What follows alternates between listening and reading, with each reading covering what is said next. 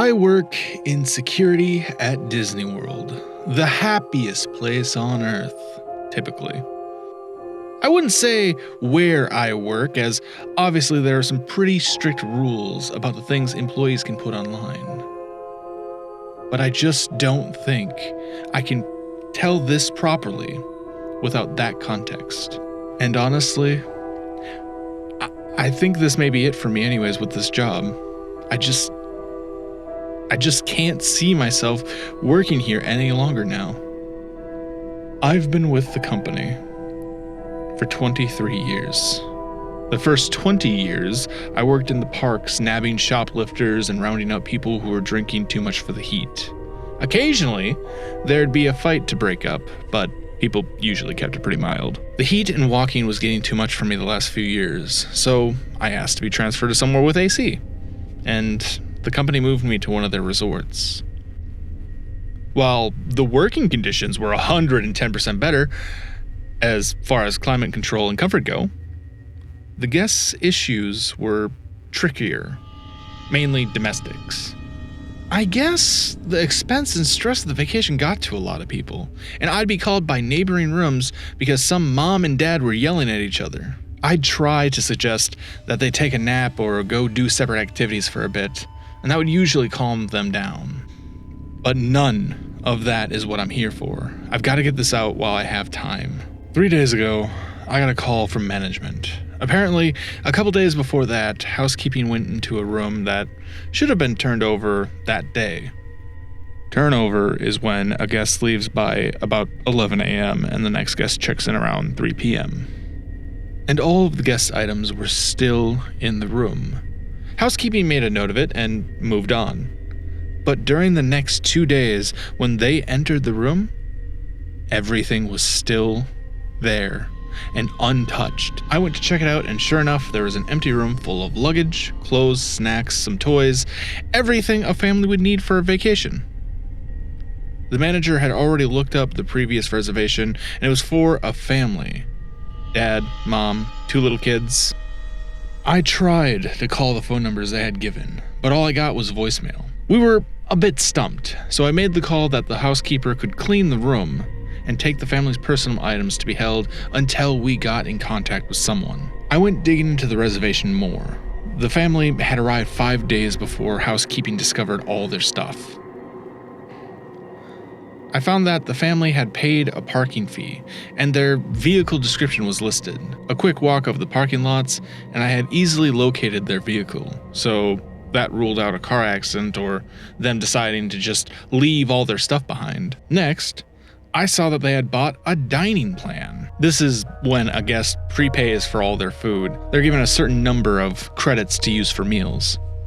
This family only used 3 credits, and the last one was 2 days after they checked in. It appeared that the day they arrived, they got here late and probably just stayed on the resort. The next day, they used 2 credits at Epcot. The second park day, they just used 1 credit at Magic Kingdom, and it was at breakfast time. Now, at Disney, we have something called Magic Bands. Magic Bands are worn by guests and act as a room key, park ticket, credit card, dining reservation payments, fast pass, a system to bypass lines, and more. It took some work, but I was finally able to look up this family's fast pass history. The day they went to Magic Kingdom, they had breakfast at a restaurant in the park, rode a couple of rides, and then rode their last ride. It's a Small World, around 11 a.m. Then nothing.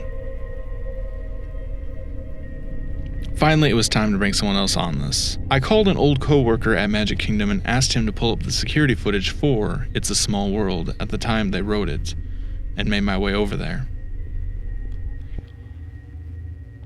When I got there, my friend was very confused, almost distraught looking. There's usually a camera in the direction of where the rides load and unload. The footage showed them scanning their bands to use their fast passes for the ride and boarding the ride. The footage from the exit of the ride just showed other people in their cars exiting. They weren't there. Of course, we thought the worst.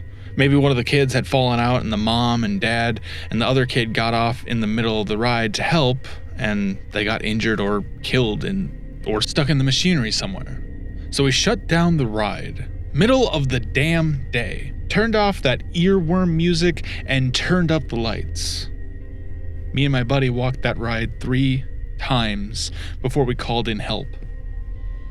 Eventually, there was close to 10 cast members searching, and we didn't find shit except for 3 cell phones and a hat. I was right stumped. I've kept digging the past couple days, and I'm not sure who to tell what I found next to. I've called the police. I suppose they're on their way. But the company has a way of covering up things like this. And I decided I can't live with myself if I don't put out some type of warning. I kept digging into their reservation over the last couple days, and today I noticed that they had purchased Memory Maker. There are photographers all over the parks and cameras in a lot of the rides. And with Memory Maker, those photos are all free. They automatically get added to the Guest Disney account when the system knows their picture has been taken. And the system always knows. Everyone's whereabouts are always known with the magic bands. Well, I opened up their Memory Maker photo album, and I swear there's 732 pictures. The first 30 or so are pretty normal. Epcot, a few rides in front of the castle. But the rest are all in It's a Small World. The rides only take 1 picture per go-around, so it appears as though the family had ridden the ride over 700 times. The first picture was pretty normal. Everyone looked happy, it was a busy day, and a full car of guests. The next one is rough to look at. The car is empty, except for this little family, and they looked so darn confused. The next 10 to 15, I can see the dad angrily yelling. Mom is holding on to those 2 little kids like her life depended on it. And you can see the kids getting increasingly upset, crying. And it goes on and on and on. After 50 or so, it looks like they're trying to get out. In one, the dad is missing. In another, they're all gone. Maybe like they've bailed out early in the ride and tried to walk out. But their very next one, they're all right back in that damn car. After around 450 or so, I can only see the mom and kids. It's just when I look closely, I can see the dad, maybe just his body now, slumped down in one of the other seats. Since about 675, there's just the mom and 1 kid, another body in another seat. The mom and kid aren't moving anymore. I think them 2 are still alive, just damn near catatonic, looking straight ahead, pale. And y'all, I swear on my fucking life, these dolls are moving or something.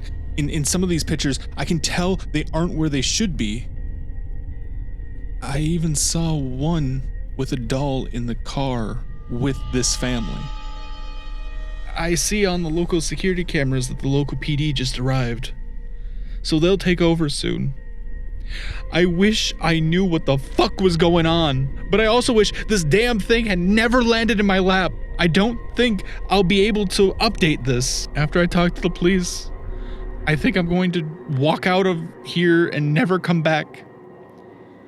I just wanted to get this out there before Disney feeds the media some bullshit cover-up as to why the whole family vanished. They didn't vanish. I know where they are.